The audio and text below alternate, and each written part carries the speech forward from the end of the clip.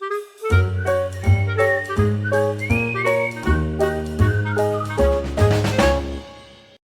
Welcome to Revasarts. நான் ரேவதி சிவகுமார். இன்றைக்கி நம்ம சேனலுக்காக சில பொருட்கள் ஷாப்பிங் போனப்போ வாங்கிட்டு வந்திருந்தேன். அதுதான் என்னென்னு பார்க்க போகிறோம். ஃபஸ்ட்டு நான் எடுத்துருக்கிறது க்ரேப் பேப்பர். ப்ரௌன் கலர்லேயும் சாண்டில் கலர்லேயும் நான் வாங்கியிருந்தேன். க்ரேப் பேப்பர் யூஸ் பண்ணி நிறையா ஃப்ளவர்ஸ் நம்ம செய்யலாம். அதே மாதிரி டால்ஸும் கூட நம்ம செய்யலாம். ட்ரை பண்ணி பார்க்கணுன்றதுக்காக தான் நான் இதை வாங்கியிருக்கேன். அதுக்கப்புறம் ஒரே கவரில் 10 கலரில் க்ரேப் பேப்பர் இருந்துச்சு. நான் வேறு கடைகளுக்கு கிராஃப்ட் மெட்டீரியல் வாங்குறதுக்கு போகும்போது பார்த்துருக்கேன். இது தனித்தனியாக இப்போ ஒரு கவரில் இருக்கு இல்லையா, இது தனித்தனியாக எடுத்துகிட்டு ஒன்றுமே 3 ரியால் 4 ரியால் இந்த மாதிரி ரேட் போட்டு வச்சுருப்பாங்க. இது மொத்தமாகவே 5 ரியாலுக்கு தான் நான் வாங்கினேன்.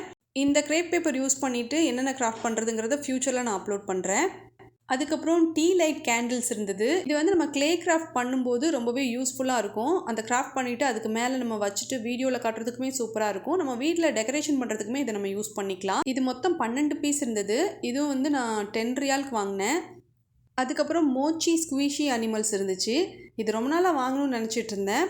அதனால் இந்த ஷாப்பில் பார்த்த உடனே நான் வாங்கிட்டேன். இது நம்ம ஓப்பன் பண்ணிவிட்டு தனித்தனியாக என்னென்ன அனிமல்ஸ் இருக்குது அப்படிங்கிறத நம்ம ஃபைனலாக பார்க்கலாம். இது ஃபிட்ஜெட் ஸ்பின்னர்லாம் யூஸ் பண்ணுறோன்னா எவ்வளோ ரிலாக்ஸாக இருக்குமோ அந்த மாதிரி இருக்கும் இதை வச்சு விளையாடும்போது. ஓப்பன் பண்ணிவிட்டு பார்க்கும்போது உங்களுக்கே இது பிடிக்கும்னு நினைக்கிறேன்.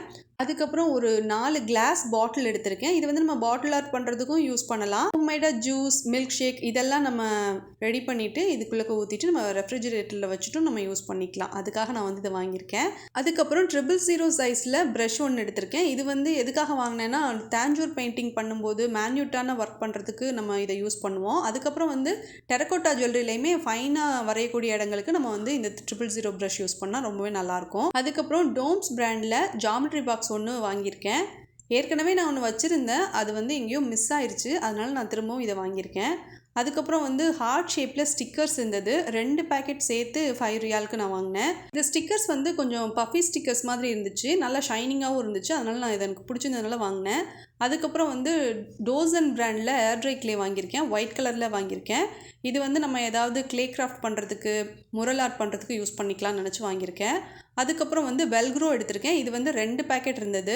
பின் பண்ணியிருந்தாங்க.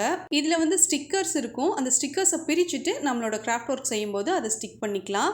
இது ரொம்ப சூப்பராக இருக்கும். நல்லா ஸ்ட்ராங்காக ஒட்டியிருக்கும். இதுக்கு முன்னாடி இந்த லினோ பிராண்டில் வாங்கியிருக்கேன். ரொம்பவே சூப்பராக இருந்ததுனால நான் அடுத்தது திரும்பவும் வாங்கியிருக்கேன். அதுக்கப்புறம் ஆர்டிஃபிஷியல் பேர்ல்ஸ், பீட்ஸ் இதெல்லாம் யூஸ் பண்ணிவிட்டு ஒரு ஸ்க்ரீன் பண்ணணும்னு நினச்சிருந்தேன். அதுக்காக பார்டருக்காக தான் நான் இதை வாங்கியிருக்கேன். இது மேலேயும் கீழேயும் லைன் மாதிரி ஒயிட் கலர் ஸ்டோன்ஸ் இருக்கும். நடுவில் சில்வர் கலரில் பால் செயின் ஸ்டிக் பண்ணியிருப்பாங்க. இந்த லைஸ் 1 மீட்டர் 10 ரியால் அப்படிங்கிற மாதிரி 1.5 மீட்டர் நான் வாங்கியிருந்தேன். இதை யூஸ் பண்ணி நம்ம நிறையா கிராஃப்ட் பண்ணலாம்.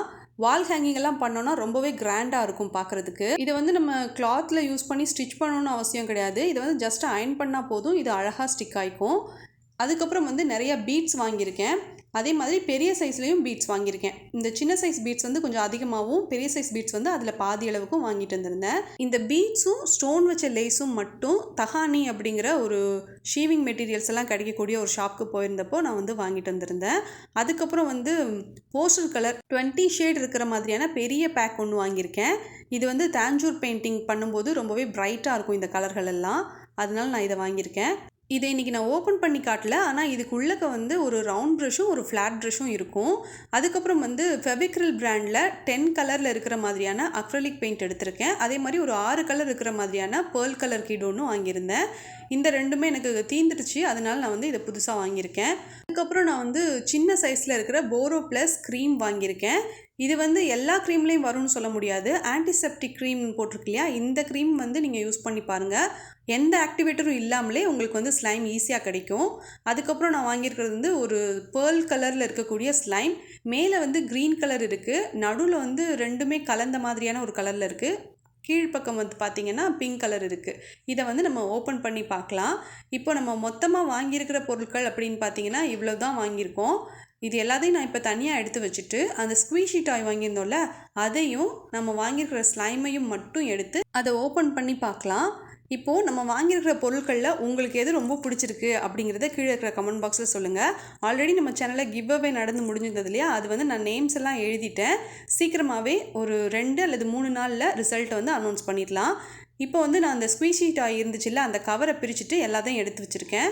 ஃபஸ்ட்டு ஓப்பன் பண்ணி பார்க்குறது என்னென்னா ஒரு நாய்க்குட்டி மாதிரி இருக்குது. இது வந்து ரொம்பவே சூப்பராக இருந்துச்சு. கையில் தொடுறதுக்கு ரொம்ப சாஃப்டாக இருந்துச்சு. ஜெல்லி எடுத்து நம்ம கையில் வச்சு ப்ரெஸ் பண்ணி விளையாண்டோன்னா எப்படி இருக்குமோ அந்த மாதிரி இருக்குது. அதுக்கப்புறம் இப்போ 2வதாக ஒரு டாய் எடுத்து நான் ஓப்பன் பண்ணியிருக்கேன். இது வந்து ஹலோ கிட்டி மாதிரி இருக்குது. இதுவுமே ரொம்ப சாஃப்டாக சூப்பராக இருந்துச்சு. இந்த பேக்கெட்டில் இருந்த ஒவ்வொரு அனிமல்ஸும் எடுத்து வச்சு பார்க்குறதுக்கு ரொம்ப ரொம்ப க்யூட்டாக இருந்துச்சு.